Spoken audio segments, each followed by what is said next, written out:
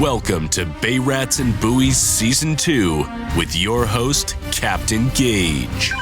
What is up, everybody? Welcome back to another episode of Bay Rats and Buoys. I'm your host, Captain Gaige. This is episode number 50, Season 2. On the Boat, brought to you in part by Seatow Huntington. Are you a member? Visit seatow.com to join today. And the Fisherman Magazine, my favorite subscription to get in the mail. And Clicks Fueling, visit clicksfueling.com. And J&M Seafood, the best seafood place in East Northport. Head on over there and tell them I sent you. What's up, guys? Can't believe it. Back on the boat. It is officially fall. It's the first full day of fall. Yesterday was the autumnal equinox around 2 o'clock in the afternoon, and I was out there fishing with my son. I took him out yesterday, picked him up from school early. He only had a few classes left towards the end of the day, so I said, I'll pick you up early. We'll get out there because I'm sure everybody will be out there today and tomorrow with the Jewish holiday. Happy New Year. And we got out there. We did some fishing yesterday. So how's everybody doing, man? I tell you. I'm doing great sitting on my boat. I love when I'm on my boat. You know that. I'm in my happy place. And I'm sure you guys are in your happy place, too, when you're on the boat. And wind is shifting around. You know, it's changing directions. I actually sat down this way because it was blowing out of the west. Now it's hooting and hollering out of the south. So let's see if we keep the microphone quiet from the wind today. And here I was thinking that these lantern flies may have died off. They go, next thing you know, I'm setting stuff up on the boat, and whoop, what lands on my neck? Yep. We got a problem. And it's crazy when you flick. There was just one on the camera, and I just flicked it off the tripod, and you flick it off as hard as you can, and it just takes off flying. You know? Any other insect, I do that too. It's landing in the water, and it's splashing around. I always wait to see if a fish is going to come up and hit it, but I forget I'm not in the Connecticut River. And it'll be soon enough that I'll be in the Connecticut River. I got plenty of time to still be on the boat, so I'm not even thinking about that. And yesterday we got out there. I mean, man, relentless winds. It's been just relentless, right? So finally it laid down. I put the drone up. The minute it laid down, I put the drone up, and I was getting some of the flags with a change in the wind direction. And it was just good to see. And it's even good to feel it now coming out of the south. It's much better to than this relentless northeast wind. So you even see it's windy down here. The boats are moving around. We're actually shifting around because of the wind. And a little windier today, which is why I headed out there yesterday. It was like a lake. You'll see in the videos here, we were flying the drone around out in the Long Island Sound. And, there's areas I can go to right, couple hundred yards away from where the boats are fishing, and it looks like I have the whole place to myself. So we do that a lot in the videos. But people do like to see when it's calm out there. And then I'm posting videos now. Facebook wants me posting a lot more videos. So they're asking me to post more videos, obviously, than the one podcast a week that I was putting up. And you can see they're putting ads in my videos. Like those ads, I did not put those there. Okay? So they're putting ads in the videos now. And we're going to put a lot more content up. Like yesterday's trip with my son, I just posted a picture when we went out there saying, hey, where do you think we're going? So all the locals, chime in with their funny comments and whatnot. It's awesome. Love it. And some of it's payback, especially with the raccoons. I get it, Chris. I get it. So, and even people from my, entertainment industry days were posting, answers to the question there. Pretty funny. Going back to 1998, even 92, 95. So it was flat like glass. We flew the drone around. We really were waiting for the tide to start ripping. So I said to my son, let's just take a look around. I'd love to shop the West Ledge here and see if there's any bass and blues, anything to any size, anything that we can see on the screen. And, we know there's a ton of cocktails everywhere and whatnot. On the way out there, I actually heard that earlier in the morning, about 10:30 a.m., 10 to 12 boats went flying into Northport Harbor. And somebody was close by that actually witnessed it all, saw it. So, that's, when I get intel and something like that, then I believe the person that's telling me that they saw all these boats run in. And, the report was that there were albies in Northport Harbor, And then people are asking, was it in the bay? Was it in the harbor? And I got to tell you, from being a local commercial tow captain, people tell me they're in the harbor and they, 50 feet out of the sound into the bay and, they're in the harbor. Really, you're in the harbor. Well, I'm near the harbor and you're nowhere near where you're telling me you are, and that's just very typical of people not knowing where they are. So when someone said that the Albies were in the harbor, I believe you, and I know where the harbor is. I know where the harbor starts. And, we had Albies last year or the year before fly through Huntington Harbor here. And we all saw it from the dock. And there were other commercial captains here fishing, with guests and whatnot on their charters. And everybody's talking about it, saying, hey, look. And if you're not tied up and ready to throw into that, you're just a spectator. It's a spectator sport at that point. Just wave to them, say hello, because if you're not tied up and ready to throw into them, you're not getting them. So I heard they were here in the bay, in the harbor. And I say that because they had to have been in the bay to get into the harbor. So obviously they popped up. It's just who's out there to see them. And it was like 10:30 in the morning on Monday. So I waited until the tide started going out a little bit. I actually would have liked the tide to have been a little to more towards mid-ebb when we got out there. It was still kind of high, so the bite wasn't as hot as it would have been. Like now, as the week goes on, it's going to be a better bite. So if you get out there, you're going to have a much better bite this week just based on the tide. So all that matters. And the big question, we had a lot to talk about, with the DEC and, where are the bass, where are the bunker. And, this time last year, we were back into the bass already. And I'm not seeing that. So, and I'm out there looking. Trust me. Corey shot out in one direction. I shot out in the other. We're on two different boats and both looking and both not seeing much. So, questions start to raise. Where are they? And we know the water temperature is just starting to drop. So trust me, we need that temperature to get down to 64, a little below 65, and they're going to start to move. They're going to come here. There's a lot going on. You heard a lot there. You heard about regulations with Asian crabs and green crabs. None of that is going into effect. There's no official word yet. We were told you could fish live. You don't have to worry about it. There was no number limit put on as of right now that I know about, and I asked recently, we're having discussions about it today. And what's going to happen come next year? So I'm hearing 12% is the number, and from what I'm hearing, there's potentially taking 2 weeks off the season in the beginning and 2 weeks off the season at the end. And at the end, it won't affect us. It would be catch and release. It would not be a no target. No target kills the industry for everybody. So I don't think they're looking to do that. But the big question is right now is where are the bass? So that would mean in our area, you wouldn't be able to catch and release. They're not going to be able to change the slot limit. That is, they're locked into that number, and that kind of screws things up too. So they have to figure that out. They got to work on that for sure. But looks like the first 2 weeks, so it means that striped bass season on 2026 would officially start May 1st and go until you would lose 2 weeks on the back end. The back end wouldn't affect us. That would affect the South Shore more. But that wouldn't affect us here on the North Shore because by then it's just birds and dinks until the seals pop up. There's no big bass. It's all schoolies at that point. We're all rats. So this is what I'm hearing. I'm trying to follow up with people locally through the DEC so I can get the direct source and give you answers. And I got phone calls in, waiting for phone calls back. And as I hear about it, I will let you know about it because that's what we like to do here is keep people on the up and up and abreast of what's going on. So the big question right now is, when are we going to start posting pictures holding up bass again? So I'm hoping that's anytime soon.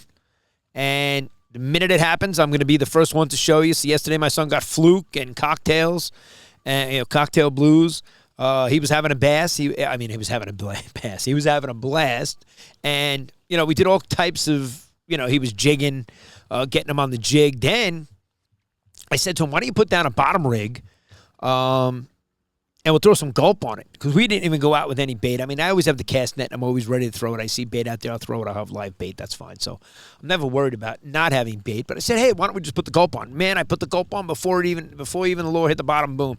He had a Fluke on. Boom. He had a cocktail blue. Boom, boom. It was just nonstop on the Gulp. And we were just dropping the little white ones, on a chicken rig. So you all know how I feel about these containers and this stinky concoction in this container. It is time for the bait mule that I told you guys about. I just didn't have enough Gulp to throw it in. Chef Rob was up here from South Carolina last week. I put his picture on the last cover, and we got out there. We had a blast. He opened up one of the containers that we had in there with old Gulp, and they were mold balls. It was just like, I'm like, dude, dump that in the water. I'm not touching that. It's almost like a rusty color, like the plastic was melting in there. I'm like, dude, I'm not touching it. Just throw it out. I want nothing to do with that crap. And I hate it to begin with. Even though we already found out it tastes sweet. Thank you, Corey. And even Chef Rob, he's a lunatic. He'll eat anything. He'll put it in his mouth. He doesn't care. And he's Chef Rob. And, yeah, so all new Gulp, all going in a bait mule. Hopefully that thing stays sealed and contained, but we'll see how that all works out. I'll let you know. But it worked. Yesterday my son killed it. Putting down chicken rigs with the Gulp on, boom, that was the high hook to him. It did way better than any of the jigs. And, we were seeing fish on the screen on the way out there. I heard there were gator blues at one of the cans locally, so we showed up, and boom, there were, before you know it, there's 10, 15 boats, within 5-6 feet of each other. Everybody's talking. I had another father and son out there we were talking to, catching same thing, Fluke and blues. And, as long as the rods are bending, they're having fun. For me, it's really teaching my son how to tie knots, how to take, fenders that are off on the other side of the boat right now on the starboard side that protect the person next to me. And you're in these U-shaped slips that you share with the person next to you. So you put fenders on the other side so the other person, they have some, wiggle room if they get blown into you. You're not getting any marks from any rub rails or whatnot. So we have fenders out there. So I teach them. You got to take the lines off the boat. You got to take the fenders off the boat. And you got to put them where they belong before we leave, which is one of the biggest things I'm going to tell you. And you all in this area, know exactly what I'm talking about. And there's no shame here. I work there, so I have no shame in telling you, anybody that is a member of the Freedom Boat Club that drives around with your fenders hanging out, I want you to know there are drinking games going on in Northport about you and how many fenders you have out when you pass by on the dock. Okay, I know people that have drinking games on Northport Town Dock when their boats are tied up in the summertime, when you guys have your boat parade going out Saturday afternoon, coming back before sunset, and you guys have two fenders out on one side, and they literally have drinking games regarding how many fenders you guys have out. And I'm going to tell you, I passed somebody yesterday or the day before in Northport Channel, and I was heading down to Cow Harbor Day, and just to pay the visit from the water. And saw Jason Chalfinow. He was there sitting tied up to the dock there. No surprise to see him there. And on my way down the harbor, here you go. Here comes Freedom Boat Club boats with their fenders out. Not only one, but two. Two orange balls, one on each side. And I know exactly why that boat has balls on each side. And, I actually am the person to blame for it because of the way that the boats get tied up at Britannia, because I created the system prior to me getting there, they were putting boats back to back, engine to engine, and wondering why the cowlings are getting all banged up. Because you got college kids tying up boats, two in a slip where two boats can't fit in and one's sticking out. So what did I do? I put three across. The one in the middle needed to have balls on both sides so it could fend off the boat on either side of the dock that was on a dock. You were putting a boat in between, and there was enough room to do that. You were putting another boat vertically alongside the dock. And so you had four boats in two slips. And I'm going to tell you this. Cobia at the time, boat manufacturer Cobia makes boats for the Freedom Boat Club. They did not have midship cleats on the Cobia at the time. So I spoke to Pete, the owner of that franchise at the time, and he put in the request to Cobia, who was producing Cobia models, center consoles and dual consoles for Freedom Boat Club to sell it to them. And they put midship cleats on the boats moving forward because of you know who. Exactly. And true story. And I'm not taking any credit because who really cares about a midship cleat on a Cobia? Anyway, Brunswick owns that now, and they bought up the big cities, and now it's real corporate. And it's a lot different than it was when I was the dockmaster here in Northport and ran the Freedom Boat Club at the Northport location and trained the members and did a lot of fun stuff. Met a lot of great people, still have a lot of great friends from Freedom Boat Club. And I'm still friends with Pete and Zell and people that I worked for. Loved it, loved them, great people. And actually glad I don't work at Freedom Boat Club anymore. But it was a fun time, and it was great meeting people that we did there. And, I created a fishing club there with Joe DiGregorio, another great guy, and we had a lot of fun. We tried to do some really cool things. And I'm just saying, Freedom Boat Club people, when you leave the dock, take your fenders off the boat, put them in the boat. They don't belong hanging out the whole trip, splashing around on the water.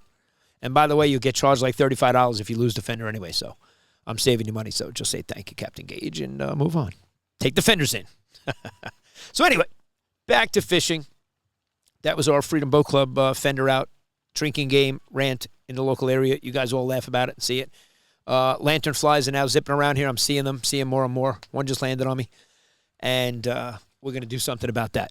We're going to do something about the no bunker. We're going to do something about where are the bass. And when you see Ed Bass catching porgies, then you know we have a summertime. Something's not right. So, Ed, we need you to get back on the bass. Start holding up some more pictures of bass. And I know he was using bunker for bait, so. But he could have got it at the local tackle shop. I've resourced, I've been using the Spot. So, Spot have been working great. I didn't bring any out yesterday. I really didn't think I was going to need them for the blues because we have so many other ways. The blues are just so, they're voracious. They feed, they're crazy when they're feeding. So we were seeing a lot of birds out there. Now, here's my concern. Okay, we were seeing a lot of birds. Even Corey, when he came back towards us, he called me. He said, "Where are you?" I said, "I'm over here." He came over to see me. And you got that Latin longitude over here? So he pulled up next to me, and he said he just passed a shit ton of birds over there. I took the binoculars. I said, yeah, they're doing the same thing they've all been doing in this area. They've all been flying very low to the water. And when they're doing that, all they're doing is going around to the different pods of rain bait that are up close enough and just skimming the water and picking off the rain bait. That's all they're doing. If you watch that for 2 minutes, 5 minutes, you're not going to see one tail splash. But when he initially called me to ask me where I was, I hung up on him. I'm like, yo, they're blowing up behind my boat. And I was with my son, so we wanted to cast out into it. And I saw fish jump out of the water. And I was waiting for it to turn on. I thought for sure we were going to have the perfect outgoing tide on the sun going down, end of the day. It's going to blow up out here, perfect time, like a lake out there. And of course not. Never happened. No top water action. That's what we live for. We want the top water action. That's where it's at for us. We want to see the fish blowing up out of water. The rain blitz of 2025, the greatest day of my life so far this year. Standing in the rain with 3 guys on the boat, and every rod is bent in half. And we're netting 20 and 30-pound bass, with people that watch Bay Rats and Buoys. So there's proof, And, not only that, we had the videos rolling, so there's always proof. Just like, yesterday teaching Ethan, my 12-year-old, how to drive the boat. He's always been learning along the way, all the things that we do. But like I said, when you get down to the dock, you really got to know what to do. And Jacob, my man, Captain Jacob, out in the Peconic. You guys hear about it all the time. I talk about Davy Jones Shellfish Company. He's so busy with that oyster farm. At some point, Jacob, we're going to sit down. And we're going to sit down in the Peconic Bay. I'm making the day to get out there. I am, because my schedule got crazy now, too, with the kids, even now. There's a lot going on. However, standing on my dock, Jacob, and who am I talking to? I'm talking to Greg, another spear fisherman. And he was like, yeah, I was talking to Jacob yesterday, because the minute he mentioned to me that his buddy Frank mentioned to me that this is the guy that I go spearfishing with in Block Island, which is like the spearfishing capital of the world, I was like, oh, well, I went for my first time with Jacob. And he was like, oh, I was on the phone with Jacob yesterday. And that's just how small of a world it is. Especially in the spearfishing community, it's very, very tight. And, here on Long Island, they all know each other. They've all fished the same reefs together, the same rocks, the same piles, going for the tautog. They're in the same tautog tournaments. And, I even said I got to get out to Bungers and, get some gear. I got to start. Every year I'm going to get, a few more things that I need. And thanks to Jacob, he got me hooked. I'm hooked. But here on Long Island, here in our area, you really got to wait until that water changes temperature so that you can see when it becomes gin clear at the end of October. You can see your hand in front of your face. And I'll tell you now, speaking that it's the October and green crab, they're catching tog right now from the dock. Okay, you could go to dock, put green crab down, and you will catch tog. I'm just telling you. Give it a shot. I'm waiting for the water temperature to drop a little bit more, but I'm telling you, they're here and they're feeding. And I could show you some pictures and tell you that it's happening. It happened today. Like, I saw proof today that people are catching 16 and 19-inch tog right here from the dock. Well, not like right here, not my dock, but here in the Northport, Huntington area. So get out there, catch some fish, and no better time of the year than get kids out there. I just made the video of Ethan saying, take a kid fishing. So it was going to be my Facebook post for today. Before I put the podcast up, I'll put up a little quick video. We flew the drone, shot some GoPro, got him driving the boat, and that's it. I went to High Hook. I picked up, you see the wall of Gulp at High Hook. I mean, it's like every option of Gulp. Whatever you want, it's there. And Frank, I went in, I saw the lures that you got. I saw them. It was on the wall that I showed you guys in the video. So if you just looked at the video that I posted, and I'll put it here. It's right here next to me. It's right here. Right above my fingers, the video of, right there, is the video of the wall of High Hook, where you can go in and use any of these jigs, and you're going to catch fish. Manny, he did take the jig, because remember last week I said, I hope you took the jig, Manny, because that thing kicks ass. And as far as budget is concerned, it's on the lower end of the budget. But the Blues, they chew it up. They're going to destroy it eventually. After you catch, a dozen, 2 dozen Blues, you'll see. They even cut through the High Hook, the high-low chicken rig yesterday. The cocktails, their teeth, I'm telling you, their teeth are even getting them off the hook. He ripped his lip. They're crazy when and he did it to himself, banging around on the boat. Ethan put him on the boat, and bam, he's flapping around. I'm like, geez, we're gonna get you off the hook. Just give me a second. He ripped his own lip off, and I see snappers now jumping out of the water here. So yeah, Manny, I'm glad you got on some fish with that jig. He said everything that he caught with that jig. That he got all species with it yesterday. And he was out to the west of us fishing. And I know Tony, captain of the kitchen, he was out. He went out today. He was mud fishing. He's going to show you a video of all the mud and poop all over him. And the Albies, keep an eye out. They're popping up here in the bay. They backed in themselves. They got themselves into Northport Harbor yesterday. And if they come zipping through the harbor here, I want to be the first one to show you catching an Albie here in Huntington Harbor. Because I haven't seen a video of anybody doing that. So, anyhow, we throw the cast net. The peanut bunker here, tons of peanut bunker. They're small.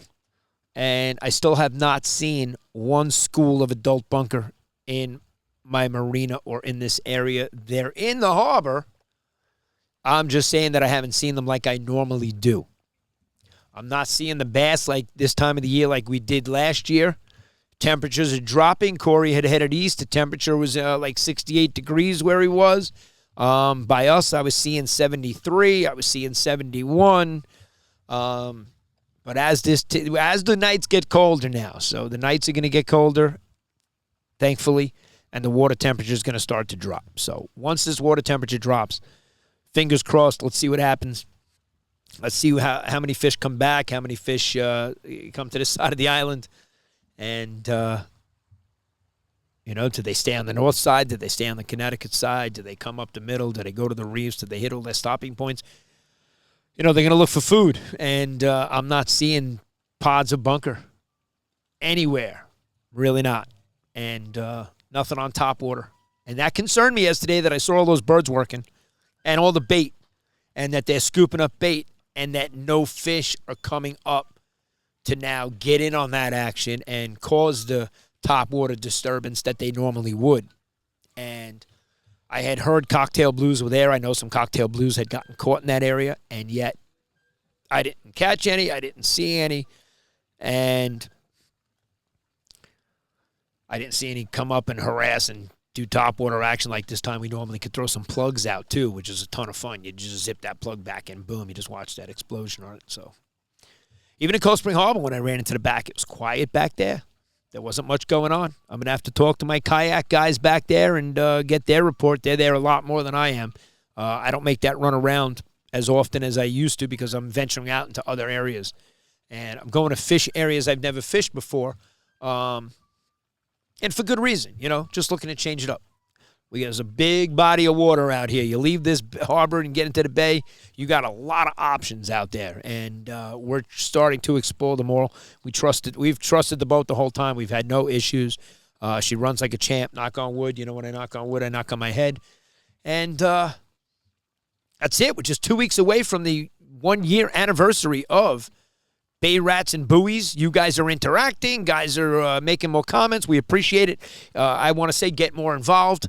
All right, we got Bay Rats and Buoys, the fishing club, kicking off, and I'll keep you guys abreast of that. I just spoke to the head of the Marine Bureau for Copeg Fire Department. They are going to be hosting a fishing show in January. Mike reached out to me, him and Tom, and Bay Rats and Buoys said, hell yeah, we want in. We want to show up to as many shows as we can and do our due diligence to support these programs and these fishing clubs and these fishing shows to help this industry grow, all right, and keep things on the up and up as far as the regulations, let people know what we can catch, what we can't catch. Can you use green crab? Yes, you can use green crab. Yes, you can use Asian crabs. Don't worry about it. Go use them. Go do it. We got the word from the DEC. You're not going to get in any trouble. And if you do, you're probably doing something else wrong. And as I hear from them, I'll let you guys know, and keep you guys abreast of what's going on. But we're excited to be at the Copeg Fire Department Fishing Show in January. I believe it's January 31st. And obviously, as we move closer into the winter months, we'll keep you, dialed in on what's happening. I know the Long Island Fisherman Magazine is having one in October. I put it up on the screen last week. And coming up, you got Comac Day. Comac Day is going down at the JCC in East Northport on Comac. So if you're not doing anything and you want to bring the kids to an awesome event, visit Comac Day. Brought to you in part by ISM Marketing. And it's a phenomenal time. A lot of great activities, food trucks, live bands, drinks for the adults, food and everything, and a ton of great activities for the kids to do. And I had fun. I did the axe throwing last year. I actually nailed the wood on the first shot. But eye-hand coordination's off the charts. So that's it, Down here on the boat, sitting in the sun, talking to you guys. What could be better? I mean, it could be better if we were all out fishing together. We got to do that again. We got to get out and fish again. It doesn't have to be a tournament. We all got to get out there when the bite is red hot. And we'll make it on a weekend, maybe just like an end of the year, last hurrah, where it doesn't have to be an official tournament and whatnot. Let's just, maybe we'll kick off the Bay Rats and Buoys Fishing Club with the last hurrah for 2025. And we'll do something big out there and just get out there and catch as many fish as we can. Tag and release maybe. Maybe we'll tag a ton of fish just to close out the season and send them on their way and find out where they go. Maybe somebody catches them on their way back here next year. And maybe they get them in Raritan Bay. Do they go to the Carolina? Where do they go? We'll figure it out. That's what the tags are for. So get involved. Visit sandcitycharter.com to get your video version of Bay Rats and Buoys episode 50. Wow, this is the big 50. That's like a big milestone if it was your birthday. But unfortunately, a year is 52 weeks, so it's really not our anniversary until we put out 52 episodes. And I'm not counting the prerequisite episodes that really didn't count. And so 52 will be 2 weeks from now. And we'll have some great giveaways and stuff for you to celebrate, some merchandise, and keep you posted. But visit sandcitycharter.com. Visit me on Facebook. You can start following me there. That account is blowing up and growing as it should. And I will work on TikTok and Instagram. Instagram for sure, because people recently said to me, I follow you on Instagram. And I'm like, man, I'm so lazy with that account. I have so many different Instagram accounts. So I got to get dialed in on that because I am making a ton of videos right now, and I'll show you guys what happened on this boat all year long. Can't wait to produce it, show it to you. It's sitting on the hard drives, waiting for it. It's there, and we appreciate all the Bay Rats and Buoys fans tuning in each and every week. You guys are the best, and the admins on Facebook that help share the video and get it out there to the people. We appreciate you. We really do. Thanks for tuning in, guys. Captain Gaige signing off. Wishing everybody bent rods, tight lines, and I'll see you out on the water. Over and out. Thanks for listening to this episode of Bay Rats and Buoys. Be sure to visit sandcitycharter.com and follow Captain Gaige on all our social media channels.